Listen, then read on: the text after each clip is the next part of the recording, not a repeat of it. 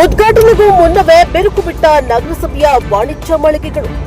ಚಳ್ಳಕೆರೆಯಲ್ಲಿ ಕಳಪೆ ಕಾಮಗಾರಿಯ ಆರೋಪ. ಕಟ್ಟಡದಲ್ಲಿ ಕಾಣಿಸಿಕೊಂಡ ಬೆರುಕುಗಳು ಅಥವಾ ಕಳಪೆ ಕಾಮಗಾರಿನ. ಈ ಕಾಮಗಾರಿಗಳಲ್ಲಿ ಭ್ರಷ್ಟಾಚಾರದ ಗುರುತುಗಳು ಕಾಣಿಸಿಕೊಂಡಿವೆ. ಇದು ಸಾರ್ವಜನಿಕರ ವಲಯದಲ್ಲಿ ಚರ್ಚೆಗೆ ಗ್ರಾಸವಾಗಿದೆ. ವೀಕ್ಷಕರೇ, ಈ ವಿಷಯವನ್ನ ನೋಡೋಣ ಬನ್ನಿ. ಚಳ್ಳಕೆರೆ ನಗರದ ಹೃದಯ ಭಾಗದಲ್ಲಿರುವ ಕೆಎಸ್ಆರ್ಟಿಸಿ ಬಸ್ ನಿಲ್ದಾಣದ ಮುಂಭಾಗದಲ್ಲಿ ನಗರಸಭೆಯಿಂದ ಹೊಸದಾಗಿ ನಿರ್ಮಿಸಲಾಗಿರುವ ವಾಣಿಜ್ಯ ಮಳಿಗೆಗಳ ಕಟ್ಟಡ ಉದ್ಘಾಟನೆಗೂ ಮುನ್ನವೇ ಬಿರುಕು ಬಿಟ್ಟಿರುವುದು ಭಾರಿ ಚರ್ಚೆಗೆ ಗ್ರಾಸವಾಗಿದೆ.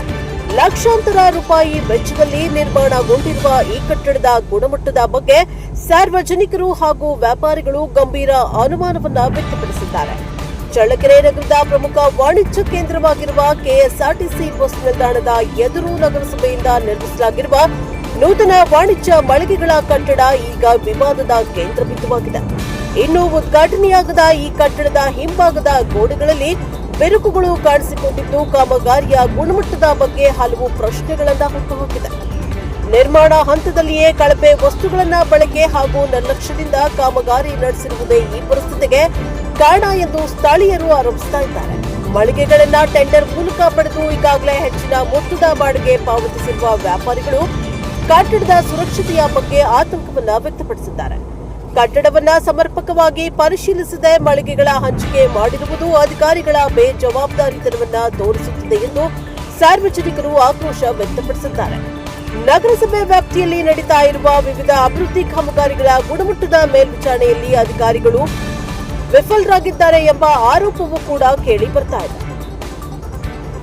ಸಾರ್ವಜನಿಕರ ತೆರಿಗೆ ಹಣದಲ್ಲಿ ನಿರ್ಮಾಣವಾಗಿರುವ ಕಟ್ಟಡದಲ್ಲಿ ಉದ್ಘಾಟನೆಗೂ ಮುನ್ನವೇ ಬಿರುಕು ಕಾಣಿಸಿಕೊಂಡಿರುವುದು ಜನರ ಆಕ್ರೋಶಕ್ಕೆ ಕಾರಣವಾಗಿದೆ. ಕಟ್ಟಡ ನಿರ್ಮಾಣ ಹಾಗೂ ಕಾಮಗಾರಿಯ ಸಂಪೂರ್ಣ ತನಿಖೆಯನ್ನ ನಡೆಸಬೇಕು. ಸಂಬಂಧಪಟ್ಟ ಇಂಜಿನಿಯರ್ಗಳು ಮತ್ತು ಗುತ್ತಿಗೆದಾರರ ವಿರುದ್ಧ ಕ್ರಮವನ್ನ ಕೈಗೊಳ್ಳಬೇಕು. ಜೊತೆಗೆ ಕಟ್ಟಡದ ಗುಣಮಟ್ಟವನ್ನ ತಜ್ಞರಿಂದ ಪರಿಶೀಲಿಸಿ ಅಗತ್ಯ ದುರಸ್ತಿ ಕಾಮಗಾರಿಯನ್ನ ನಡೆಸಬೇಕು ಎಂದು ಸಾರ್ವಜನಿಕರು ಒತ್ತಾಯಿಸಿದ್ದಾರೆ. ಒಟ್ಟಾರೆ ಹೇಳುವುದಾದರೆ ನಗರಸಭೆಯ ನೂತನ ವಾಣಿಜ್ಯ ಮಳಿಗೆಗಳ ಕಟ್ಟಡದಲ್ಲಿ ಕಾಣಿಸಿಕೊಂಡಿರುವ ಬಿರುಕುಗಳು ಕೇವಲ ಗೋಡೆಯಲ್ಲಿನ ಬಿರುಕುಗಳೇನ ಅಥವಾ ಕಾಮಗಾರಿಯಲ್ಲಿನ ಭ್ರಷ್ಟಾಚಾರದ ಗುರುತುಗಳ ಎಂಬ ಪ್ರಶ್ನೆ ಇದೀಗ ಸಾರ್ವಜನಿಕ ವಲಯದಲ್ಲಿ ಕೇಳಿ ಬರ್ತಾ ಇದೆ. ಈ ಕುರಿತು ನಗರಸಭೆ ಅಧಿಕಾರಿಗಳು ಯಾವ ಸ್ಪಷ್ಟನೆಯನ್ನ ನೀಡಲಿದ್ದಾರೆ ಎಂಬುದನ್ನ ಈಗ ಕಾದು ನೋಡಬೇಕಿದೆ. Bureau report, Prajapower TV, Challakere.